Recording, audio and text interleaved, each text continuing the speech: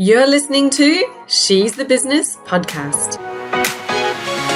All right, and I'm here with Tahnée Sanders, who's the CEO of the Strategy Studio. Thank you so much for joining me today, Tahnée. That's hard to say. Thank you for having me so much. I'm excited to have this conversation. Thank you. Yeah, likewise. We've got so much in common, both being marketers, but we've come from quite different backgrounds. So I'm really keen to dive into this and understand, because you've had a background in journalism, which is something, I touched on a bit, as you do in corporate. I kind of managed everything at some point, but I was never a journalist. And I think there's so much that you learn in journalism, especially about storytelling, especially about how to actually hook in your listener, which is so important for any business. Wouldn't you agree? Oh, 100%. Yeah, amazing. And so before we dive into that topic, because I'm already getting excited about it, let's tell everybody a little bit about you first. So could you tell us, who is your ideal customer? What do you do for them in the Strategy Studio? Absolutely. So I guess the easiest place to start is, what do I do? So I focus on helping generally female-founded service-based businesses to communicate their value. So whether that's through how they market, whether it's through the copywriting that they need in their business, I want to help them find the words they need to show up and communicate their value so they can charge what they're worth in order to run a more profitable, sustainable, successful, hopefully, business. So that for me really started. I've probably been in this business for about 5 years now, but the journalism thing started a long time ago, over 15 years ago now. Funny when you start adding up the years, you're like, I feel like I was at university 5 years ago. No, that was a very long time ago. But I didn't actually go from journalism into my business. It was a kind of a windy path that I went along, but it just so happened that it all connected back to journalism. So I started out, as I said, as a journalist. That's what I went to university for. I worked in a large metro newspaper, and then I moved on to a regional newspaper in outback Queensland, which was a daily newspaper, and I became the editor of the paper up there. And I think that was for me like this really big career moment in terms of, it was something that I'd always wanted. Like the thought of editing a daily newspaper was like, how in the world will I ever be able to do that? And to start doing that when I was in my mid to late 20s was an incredible experience. But as happens in a lot of careers, got a bit of burnout, took a bit of a career pivot. My husband and I went backpacking and ended up in Central America, South America, ended up in Canada. And It was when I was in Canada that I started trying out a few different things and met a lot of small business owners, and just started to identify this really big need for people to know how to better communicate about their business, whether that was in their social media, whether that was in their website, whether that was in their email marketing. I just found that people were struggling to know how to say what it is they do, so people were willing to pay for it. And that for me was kind of this light bulb moment of, I can bring together my knowledge of having worked with several small businesses in Canada and this journalism background. And this is a thing that brings value to people. And that's kind of where it started. Yeah. And it is so true. I think the trouble that we all have is that we're so involved in our own business. We're in it. We're seeing it from the inside, and we see all the layers, the depths, what it is. And so you say some words and you kind of think that you're communicating what you're seeing to other people, but they're seeing the outside of the jar looking in. And sometimes it's not clear glass. It's actually really opaque. And I think that the trouble that we have is, like, you say something, it is what it is. And someone's thinking, well, I don't really get why I care about that, or how is that relevant to me, or what does that even mean? Like, we kind of forget other people don't know what we know. Exactly. And that's probably where it comes back to with the journalism. So I'm really interested to hear, what do you think it is that you bring? Like, how would you describe it in terms of a tip that you would have to be able to think like a journalist and therefore be able to communicate like one? Yes. What is that little magic that they have? I think that for me, it was going into a situation with such little information, knowing that you needed a really big outcome. So often I'd get handed a little piece of paper with an address and someone's name on it from my chief of staff. And he'd be saying, jump in the car with this photographer, you're going to this press conference, and it might be a 10-minute drive, but I'd have 10 minutes to like be madly Googling, trying to figure out what press conference am I going to? Who is this person?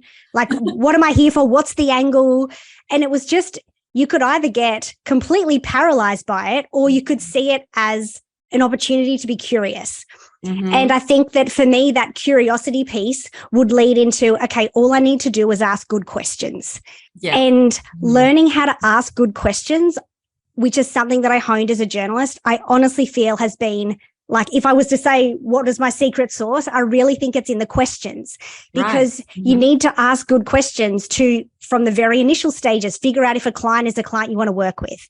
Once you get that client, you need to ask the right questions in order to be able to serve them in the way that they need to be served. As a copywriter, I can't get the information I need to write the copy that's going to convert if I didn't ask the right questions to extract that information from the business owner in the first place. So I think so much of storytelling starts with sometimes you don't even know what the story is, but if you ask the right questions, you can generally find one. Yeah.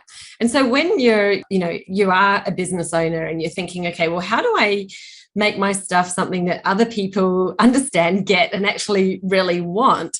So I've got to ask good questions. What kind of questions might I ask myself in order to get the right information out of my brain? Because it's all in there, right?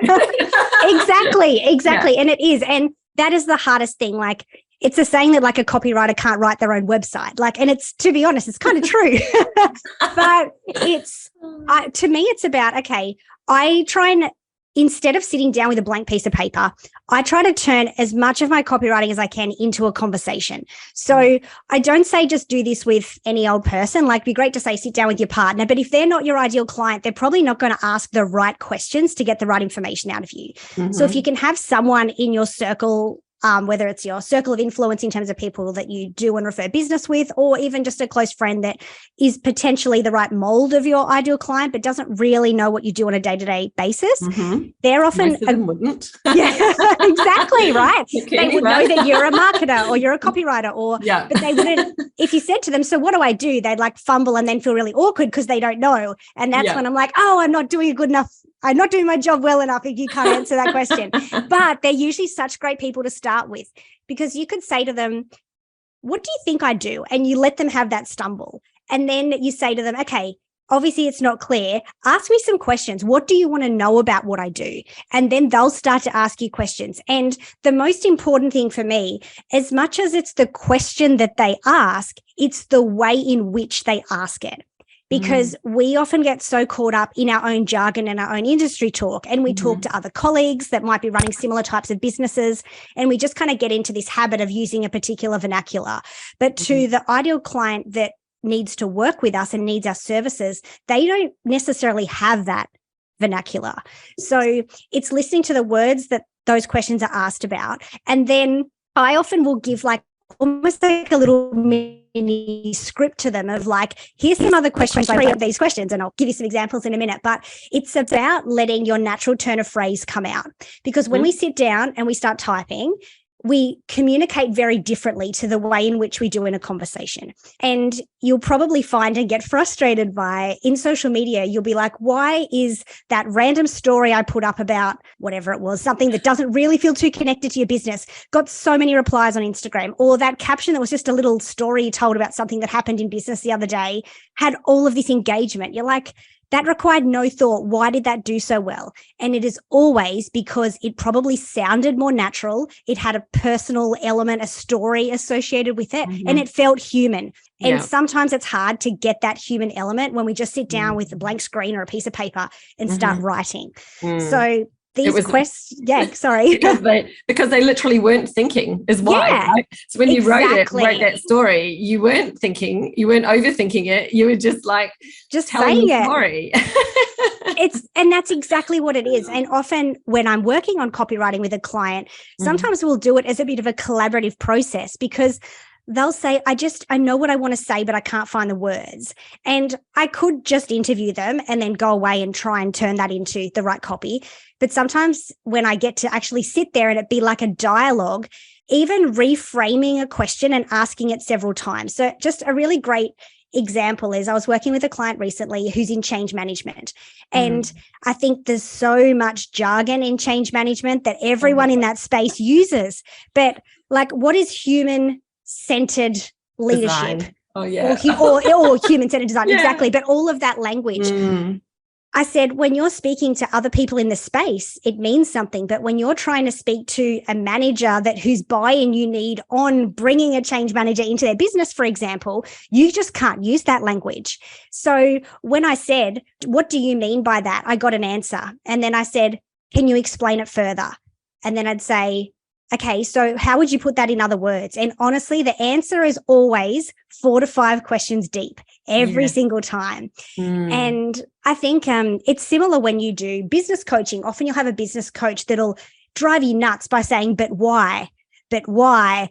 But why? And they keep going and you're like, I answered the question. But the answer is always that much deeper. And when you watch a press conference and journalists keep peppering and you're like, you've just asked that question, why are they asking it again? It's because the good answer comes out on the 5th time the question's asked. Yes. And that reminds me so much of like when you're writing copy or writing your headlines, that's why people say, write so many, just write your headline, write 20, 30 versions of it before you pick one, because your first 5 headlines are definitely going to be crap. You're going to get the good headline once you're getting into like maybe 10. And people look at me like, are you serious? I'm like, literally do that. Because if you get into the practice of it, you will get good headlines. You actually get headlines people then stop and look at and think, I need to know more about this. And so I know that that's definitely the journalist in you, like, keep on going, keep going, because the good one comes. You've just got to keep getting it out. And I think it's okay to have fun with that. Like, let's say in this scenario, you are doing it with a friend and you're getting them to kind of drill you on what it is you do and how you talk about it. You can laugh about that when it's with someone you have a comfortable relationship with. You can get annoyed at them and you can get frustrated, but you'll have to keep answering because they're not going to let you give up on it if they're a good friend. But it does eventually if the question that you're trying to answer is, okay, so why do I need what you do? And my first shallow response could be, oh, well, then you'll be able to communicate better with the types of clients you want to work with. Okay, but why does that matter? Well, when I find the right words, people understand why they need me. And why does that matter? When they understand that they need my services, they'll understand how it helps them. And why does that matter? When they understand how it helps them, they'll be willing to part with money to pay for it. And that's kind of that process that you want to keep going through, the but why, or say more, tell me more. And that's like, this is absolute gold. So anyone, if you're listening right now and you're thinking, why is my copy or my messaging really not hitting home? It's probably because we're stopping at level 1 or 2 and we need to keep diving into these layers and keep saying, but why, until we get to the real reason why it matters in the first place. And that's what's going to hit home for your ideal client, because it means something once we get that deep, doesn't it? Like I've heard the 7 levels. I'm not sure who said that. I remember years ago, someone said, you've got to ask 7 whys until you get to the one. Yeah. It's stuck in my head that number 7, maybe it's my favorite number as well, but mine too. Keep going. That's so funny. It's frustrating. And I don't want to make it sound like, oh, ask why 7 times and you'll have the answer. Like I know the frustration of it, and I can see the frustration in people's faces when I'm working through this with a client trying to fix their website header or to fix their kind of elevator pitch. But the light bulb that goes off when you realize you've finally found the right words to get people to understand in 2 or 3 sentences what you do, how it benefits them, and why they need it and why they should pay for it. That's such a good feeling. Like it's worth the frustration of the whys to get to that point. Yeah, absolutely. That is the power. And I think you've just answered the question I was about to ask you, which was really, I think one of the things that stands out to me with journalism these days is making someone realize that something's relevant from that 2-second headline that you might read. Yeah. You like, right, I want to click on this story. I need to read it. They've kind of hooked me in, right? So all about the hook. But I think it's really that they've grabbed attention and made it seem relevant to you, which is why you're interested. It's not just like, here's some information or here's what this is about. They've actually made it seem like this is something you need to know. And this is why, which is like that need that we have then to open it up and read it. Like, what is this? What is this? Is it something to help me? I was going to ask, how do they do that? I'm guessing the 7 levels of why is probably one of the tools, but are there other ways that you, like, what else would you say around how do you get that really meaty hook, like that interest, the curiosity of the people in your audience? Because I think this is really one of the key skills journalists have. Yes. And I will say it's not something that comes easy. Don't ever think that it's like, oh, if I was just a journalist, that would come easy. Like that first sentence of any story or the headline depends. I guess technically when you're a newspaper journalist, you don't write the headline, you write the first sentence and a sub-editor writes the headline. Okay. Although times have changed and journalists tend to do almost all of the jobs now. But you're often asked for your headline recommendation or your suggestion. And I think the thing that I finally learned after, like, especially my entire cadetship year of like wanting to be in tears every time I had to write the first sentence of the story was to write the first sentence last. As in whatever just comes out, you just start writing. And it'll generally be 3/4 of the way through the story or the website or the email, whatever it is that you're writing, that all of a sudden you'll be like, that's it. That's the moment. And it's probably the point in the writing where you start to get excited about it. You know how sometimes when you're writing maybe a marketing email and you're like, oh, I think this is okay. Am I getting to a point here? I don't know. And then all of a sudden you'll be like, oh, that's my point. Oh, I know. And then you can go back and change things. It's waiting for the moment that lights you up as well. Like that's often the thing to pay attention to. Like, oh, that just interested me. That was exciting. Okay. But then on a really more practical level, I think even probably at high school when we learn to write stories or we get taught about the who, what, when, where, why, how, those just like really basic W words or H words. And I still to this day focus on those things. If I can't answer all of those, I've missed something. And it's not that they will always go into the hook, but they need to be in the story somehow, somewhere. And when you write all of those out, occasionally you'll kind of look at them and be like, okay, the hook here is the why. Why did this thing happen? That's the thing people want to know. Or sometimes it's the who. They know these big world events happened or whatever it might be, but who's the person it impacted or that was involved? Or so sometimes we get so caught up in trying to be creative that we miss the obvious. Sometimes the answer is far more obvious than we actually want to believe. That it might be. And that same kind of hook process of who, what, when, where, why, how, I almost take into like your website header. When someone lands on your website, yes, you want some kind of catchy hook to get them, but what they really want to know is who you are, what you offer, how they get it, how's it benefit them. So it's those same kind of words. Yes, you can be quirky with it, but I always say you can be cute, you can be clever, but first you have to be clear. And when you can, once you can get the message clear, then you can kind of add some personality to it. But instead of trying to start creatively and then be like, does that make any sense? Start with the obvious, and then you can start to get more creative because you know what the root of the message is. So I guess that's probably what I'd say. Start with the obvious, just write what comes out and then go back to it. And then you can start to get a bit more fancy, for want of a better word. Yeah, absolutely. And it does just need to be so clear as well, doesn't it? Like people are thinking I heard it's maybe 3 seconds. It could be even less now that you've got for someone to be like, why do I care about this? That's literally what we're all thinking, even though we know that we're thinking it, but we're like, why do I care? Is this for me? And if you straight away you're thinking, I don't know if it's for me, you're probably out of there. Unless you're someone who's like really diligent and thinking, well, I was told this person was good, so I'm going to keep on reading just because I had that referral. But if they're brand new to you and they're cold and they jump on the front page of your website and that question's not answered, like they're leaving straight up. So and your bounce rate will be really high. Exactly. And the other part of like, or the in addition to that is the how do I get it part. In the same way that we're scrolling Facebook and we see a news article and we click it because the headline got our attention. It got our attention, but we also knew how to get it. Like the URL was straight there. We clicked, or there's the learn more button or whatever there is. So often when a client will say, why is my website not converting or why aren't I getting any inquiries? there's no obvious answer to how do I get it. There's not that button, that call to action that tells me what to do. And people will say, oh, but won't they just click the contact form? Well, in an ideal world, yes, they would, but they won't.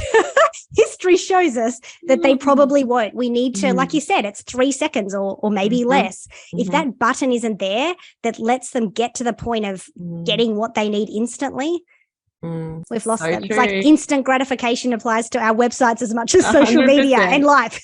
Yeah, it needs to be right there, really clear and really easy as well. Like sending someone to a contact form. I think this is probably one of my little pet hates from all my years of managing in websites and things like that. But nobody wants to go to a generic contact page and think, is this the place where I ask about this question or not? Or is it like just a general contact? Because it just feels so impersonal. It does. It's not specific to the reason that you're wanting to contact. And so if you're sending people there, then I reckon you should look at the stats of the page, because maybe it works for you. I don't know. But have a look and see how many people hit the page and how many people leave versus how many people actually fill out the form, because no one's clicking contact who doesn't want to contact you. They're not just going, I wonder what it says on this page. Like they know what's on that page. We all know. Such a great point. Yes. There you go. There's the episode takeaway. Look at the stats on your contact form. It's so true. Like they're going there with an intention, but you could probably take a very good bet that there's a lot more people clicking that page than actually filling out the form that's on it. Yeah. And I actually don't have a contact page for that reason. Love that.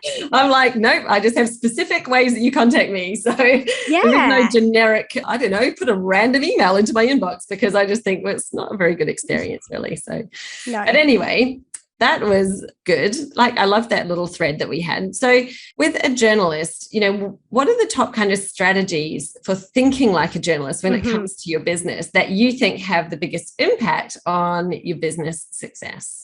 Yeah. And I think there's a few different kind of places that my brain goes when I think of this, but the most obvious one to me is to gather all the information first. And sometimes you can't get all of it, but gather as much as you can. And I think the mistake that I made when I initially started my business was I went with I started offering services that I thought people wanted.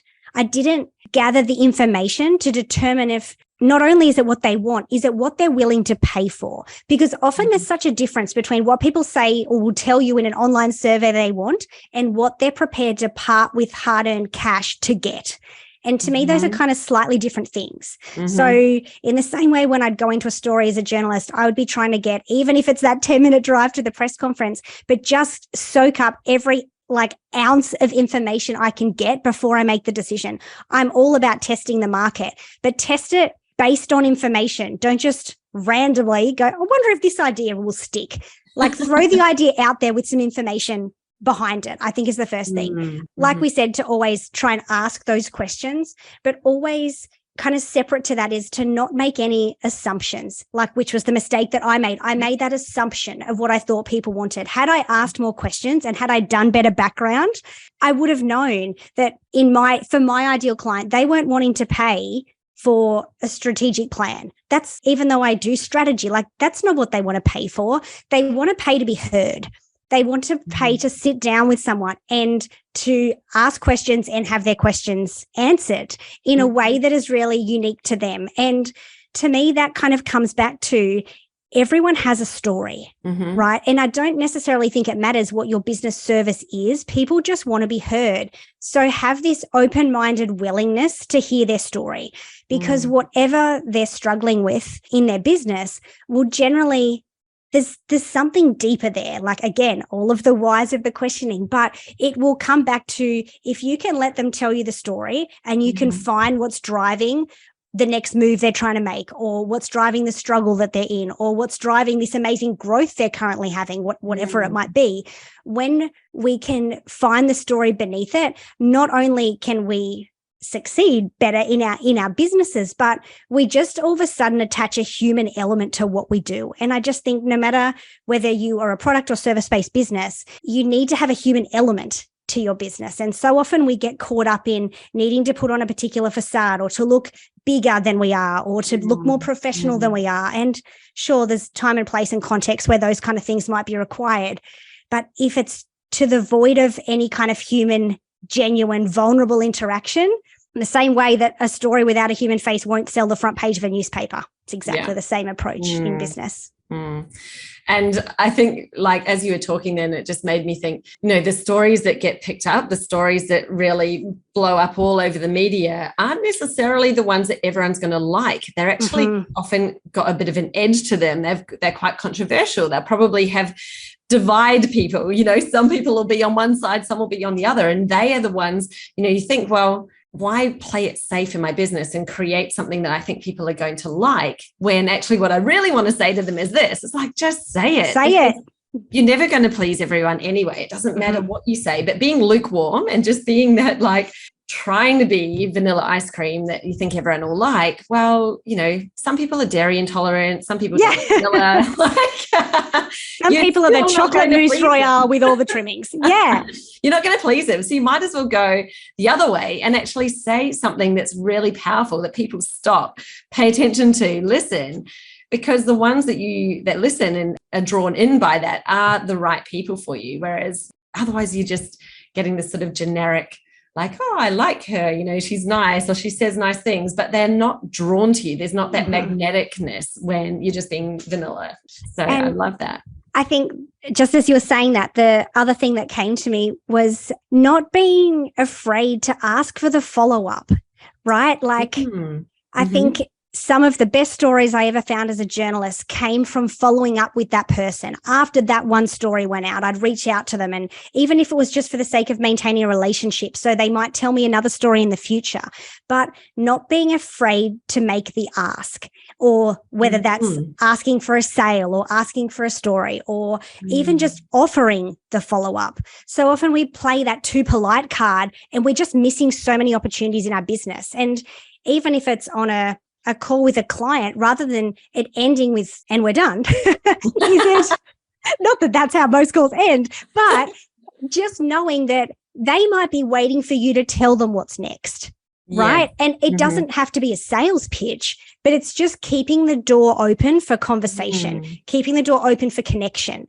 And if we don't make that offer, they might leave thinking, oh, maybe I wasn't the right type of client for her. Maybe she doesn't want to work with me more. Like, we don't know what other people internalize in their mind when we're having conversations. So just when you'd said, like, what were those kind of journalism strategies that play into how I do business? It's funny. I don't necessarily know that I'd been so cognizant of that until just having this conversation, but it's the willingness to ask and go for the follow-up. I think that's so powerful, because it's totally in our own heads why we don't follow up and why we don't ask, because you think you're being salesy, or you think that you're being annoying or rude. Like, oh my God, they haven't replied to my email. If I follow up, I'm going to seem pushy. And, all of those voices and thoughts go through your head, which are, by the way, your inner critic speaking to you. So you can give it a name and, like, externalize it from you. Yes. But think about this for a minute. What are the other reasons why that person might not have responded? Maybe your email didn't actually go into their inbox. Maybe it ended up in spam folder. Maybe they saw it in the middle of some kind of crisis with the kids, and there was, like, a dog with shampoo running around the house, or who knows. Guilty as charged. Yes. And they're like, oh, that's right, I saw that email come in the moment of, like, craziness. And then by the time I got back to my business, something else has happened and I'm off on another train of thought completely.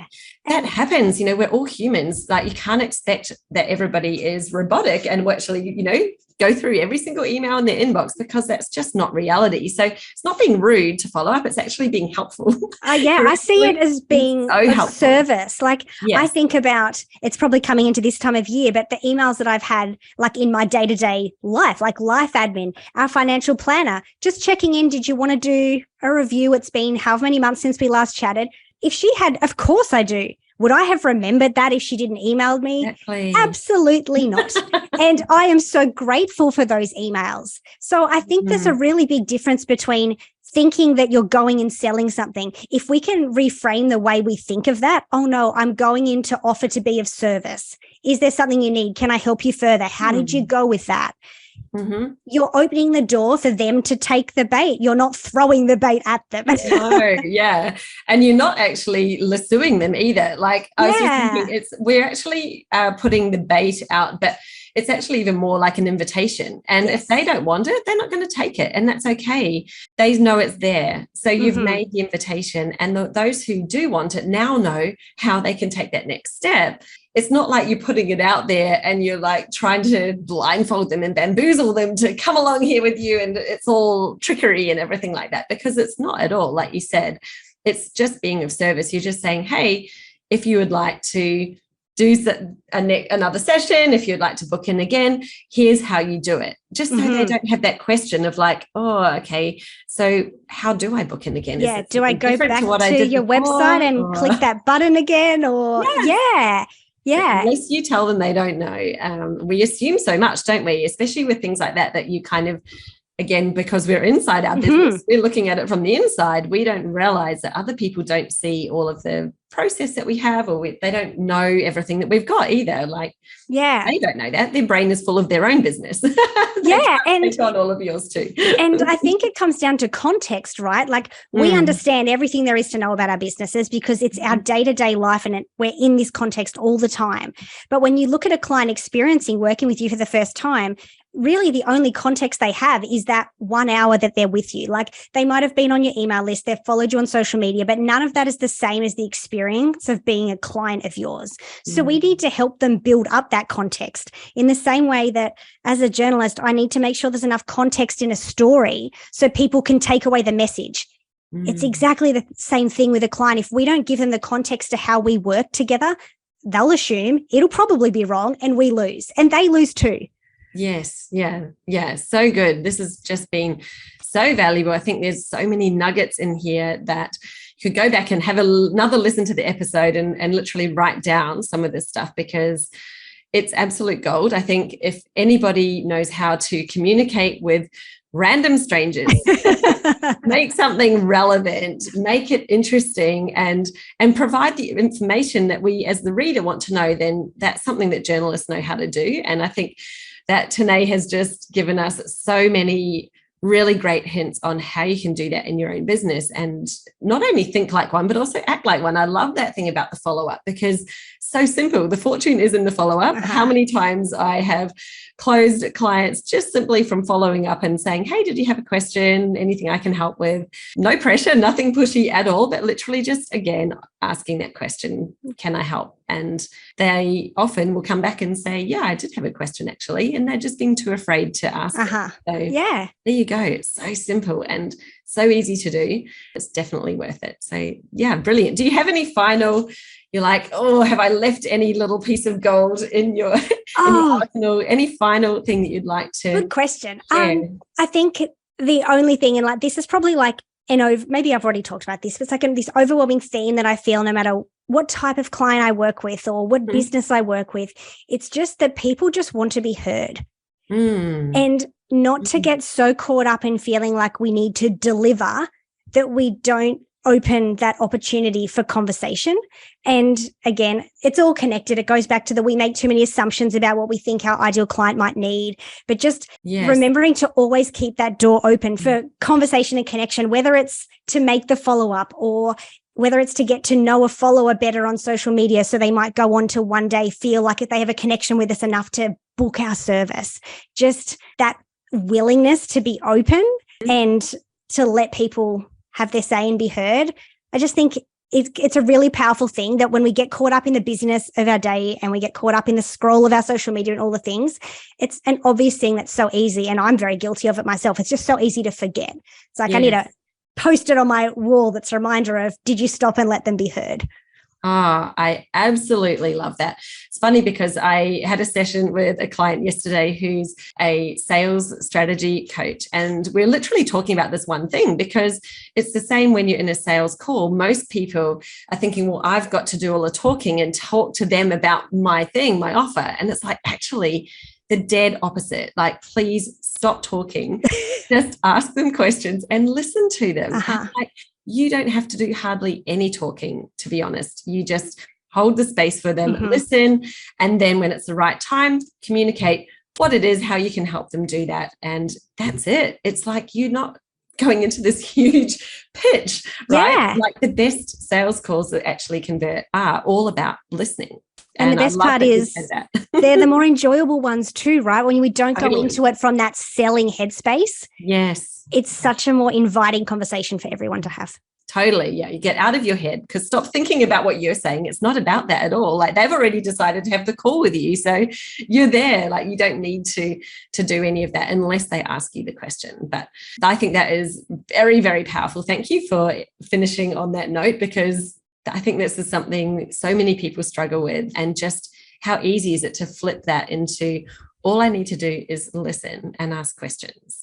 Yeah, it's a more comfortable way to do business as well. Love it. I love it. Thank you so much. Now, if people would like to connect with you and learn more, because I know we've just glossed over the real top of everything that you have to offer today, but how could they best reach out and connect with you? Where do you hang out on social media?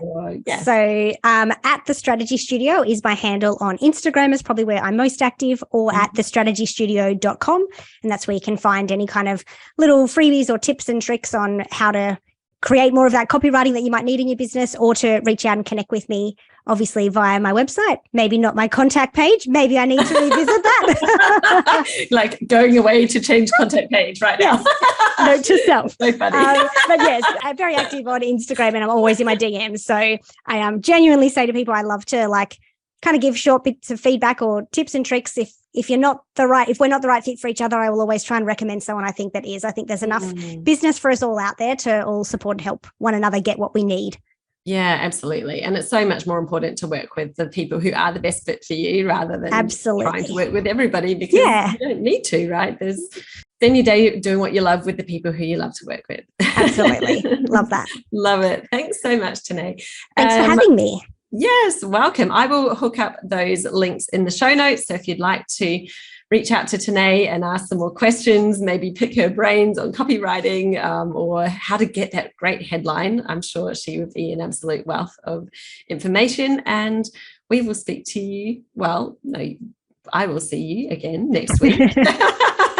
I've forgotten how I'm even signing off here.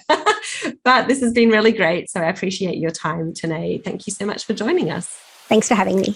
Do you know something? There are so many people that are overcomplicating their marketing, which means that they're running on the marketing treadmill, pumping out so much content, but still not yielding those results, meaning there are no clients actually signing up. Like, what use is an audience if they're not an audience of buyers?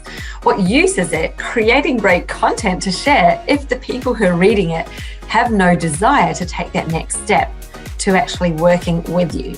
Well, if any of those things are happening for you right now, then it's highly likely that you're simply missing a key in your marketing strategy. And those keys are really simple. There are just 5 of them. And it's about how you align them, put them together. That is the simplicity that makes everything work, just like clockwork, so that you have a consistent stream of what you would consider your dream clients literally turning up in your inbox, ready to have a conversation, ready to sign up with you without you going out there to find them. So let's put an end to cold outreach. Let's put an end to searching for clients in Facebook groups. Let's put an end to just waiting around and relying on referrals to come through from other people. Because when you have that consistent stream of clients, then you're in the place of being able to choose. You've got an abundance of opportunity out there, and all we need to do is turn on the tap for your clients to find you. So I've created a brand new training, and it's called 5 Keys to Clients on Tap. So you can guess what it's about, can't you? Well, this 1-hour short training takes you through those 5 critical keys that you need to have in your business so that you do have clients on tap, and not just any old client, the ones that you most want to be working with, that are going to make you profitable, that are going to fulfill you, are going to make you feel like jumping out of bed every morning because you love your business so much. So you want in? All you need to do is head to jessicaosborne.com/TMF for the magnetic formula. So TMF. And get yourself into the next session that's running for this training. You honestly will not regret it. It is going to change your business, your life, if you've been experiencing any of those problems I mentioned before. Look forward to seeing you in there, and let's do this.